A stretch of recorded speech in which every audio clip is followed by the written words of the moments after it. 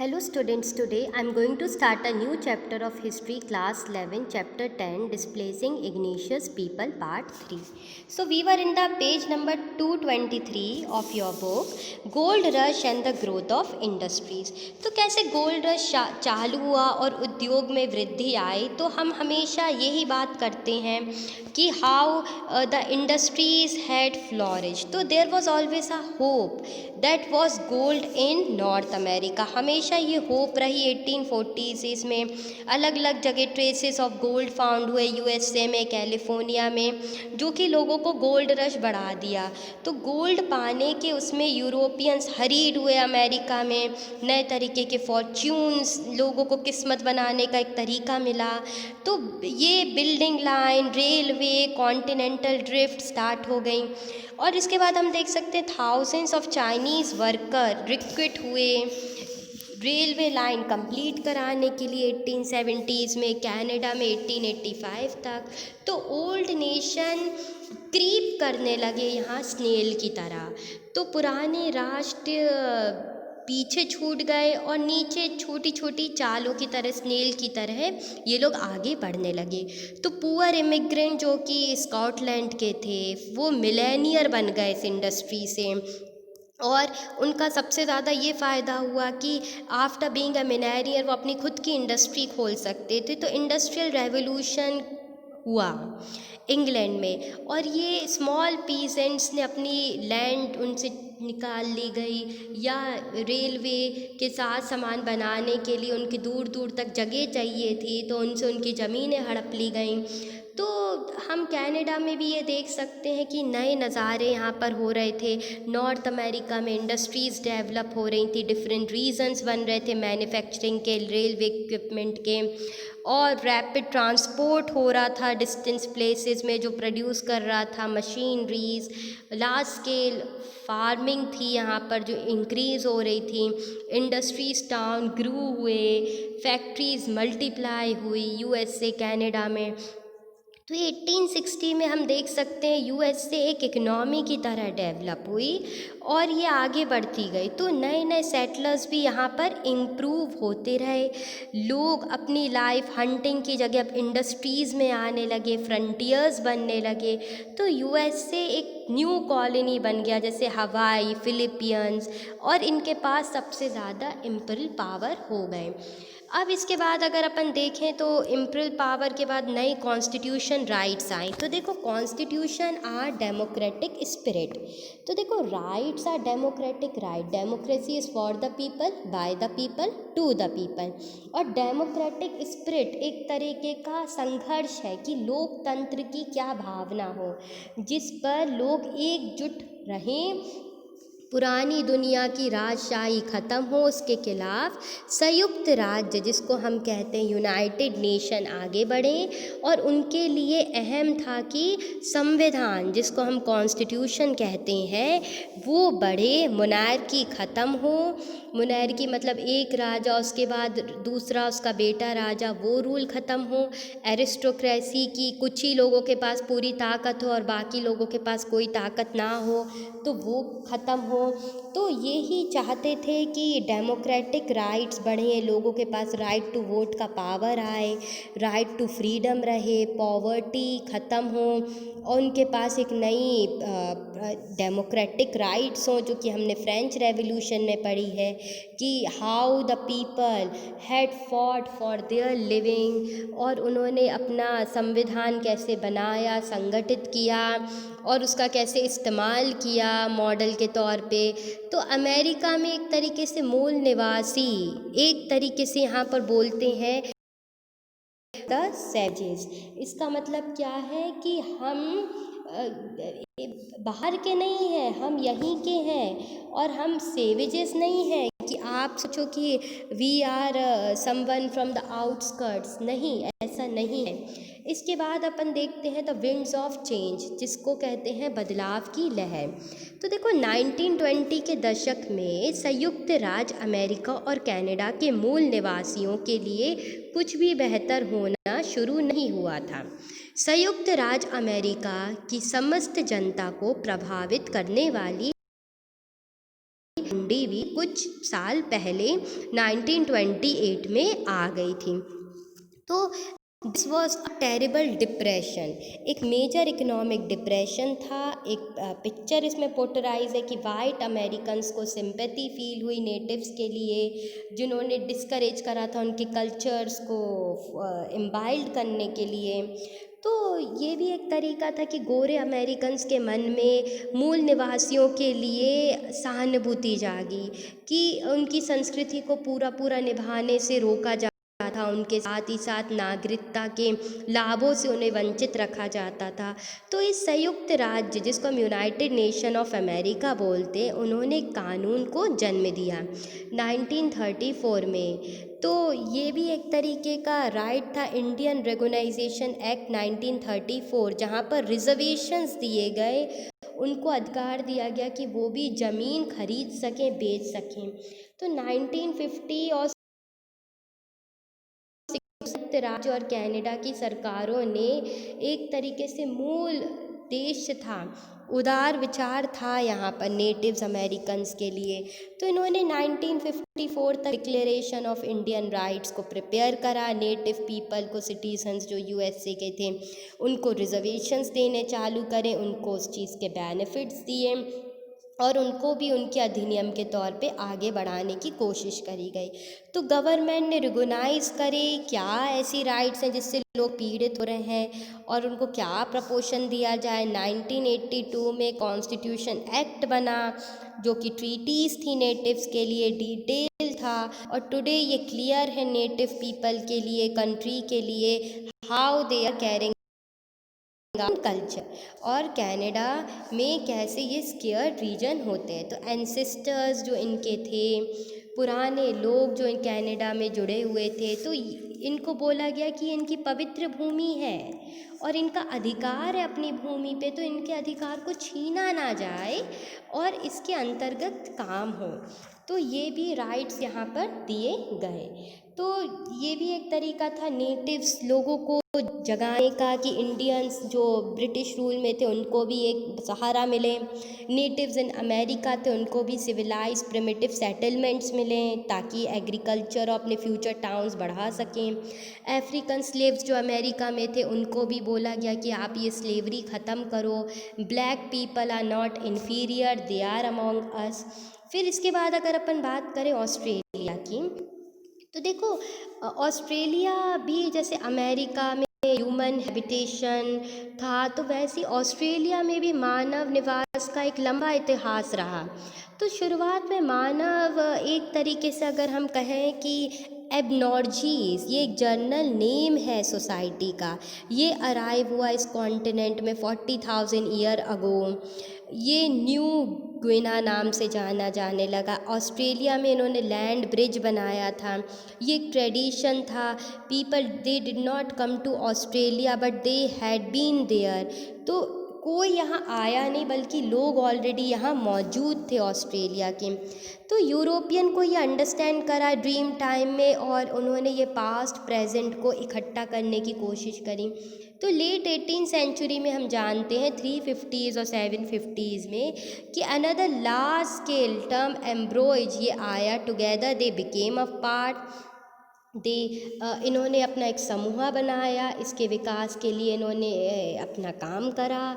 नई नस्ल थी इनकी 2005 में, हम देख सकते हैं ऑस्ट्रेलिया की कुल आबादी 2.4% और पॉपुलेशन पहुंच चुकी थी। तो ऑस्ट्रेलिया की आबादी बहुत ही बड़ी थी, और आज भी वह सबसे ज़्यादातर शहर में, अगर हम समुद्र तट के पास देखें तो ऑस्ट्रेलिया में ही सबसे ज़्यादा लोग बसे हुए हैं। तो अगर देखा जाए कि कैसे ये यूरोपियन ऑस्ट्रेलिया तक रीच हुए, तो story of interaction between the European settlers and the native people and land in Australia had many points. तो 300 साल पहले जब इनिशियल रिपोर्ट्स देखते हैं, तो एक कैप्टन कुक थे जो कि ऑस्ट्रेलिया में, उन्होंने ऑस्ट्रेलिया को डिस्कवर किया था, नेटिव थे। तो उन्होंने ये इंथुसियास्टिकली और बताया कि यहाँ के मूल निवासी बहुत अच्छे थे, जो ऑस्ट्रेलिया के थे, उनका दोस्ताना व्यवहार था। ये कैप्टन कुक ने लिखा है। और उसके बारे में उन्होंने उत्साहपूर्ण बताया। लेकिन जब एक मूल निवासी ने कुक की हत्या कर दी और हवाई में, तो रवैया तरीके से ऑस्ट्रेलिया के लिए बदल गया। तो इस तरह एक घटना ने पूरे ऑस्ट्रेलिया का एक तरीके से इमेज जस्टिफाई कर दी कि यहाँ के लोग एक्ट ऑफ वायलेंस करते हैं। तो ये भी एक इनसिक्योर तरीका था कि how they became proclaimed and how they carry out the, ये है ऑस्ट्रेलिया का पूरा मैप, जो कि आप देख सकते हो, जान सकते हो कि ऑस्ट्रेलिया कैसे दक्षिणी मध्य सागर, प्रशांत महासागर, हिंद महासागर के बीच में है। तो they did not foresee that the 19th and 20th century nearly the 90% of them will die in the exposure of germs। तो देखो, यूरोप के लोगों को आगमन में सभी तरीके से ये जाना गया कि 19th और 20th सदी में ये बहुत सारे कीटाणुएँ यहाँ पर आने लगे, ज़मीनें खोने के डर से फ़ायदे के लिए ये लोग यहाँ पर एक तरीके से सेटलर्स बनने लगे और जो यहाँ के लोग थे उनको भगाने लगे। तो ब्राज़ील या पोर्चुगीज़ का अगर हम देखा जाए तो इनका वायलेंट बिहेवियर रहा, जो यहाँ के नेटिव्स थे उस बिहेवियर के कारण उनको गुस्सा आता था इन लोगों को देख के। तो ब्रिटिश और अमेरिकन्स का रवैया लोगों के लिए ठीक नहीं था, इसलिए यहाँ के जो नेटिव्स थे उनका रवैया लोगों के लिए नहीं ठीक था। फिर उन्होंने जेल का निर्माण कर दिया कि जो भी गलत व्यवहार करेगा तो उनको जेल में रख दिया जाएगा।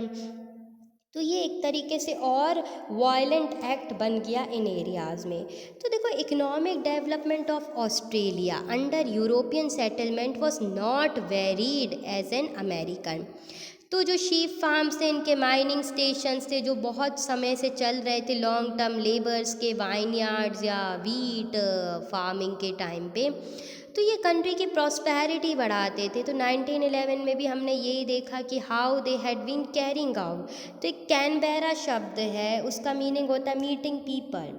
तो ये भी एक तरीका था, लोग मिलते थे यहाँ पर, चाइनीज़ इमिग्रेंट्स आ गए थे, चीप लेबर मिलने लगा था लोगों में, नॉन वाइटीज़ और वाइटीज़ में एक इन्फीरियर क्लास था, चाइनीज़ लोग इमाइग्रेंट होने लगे थे।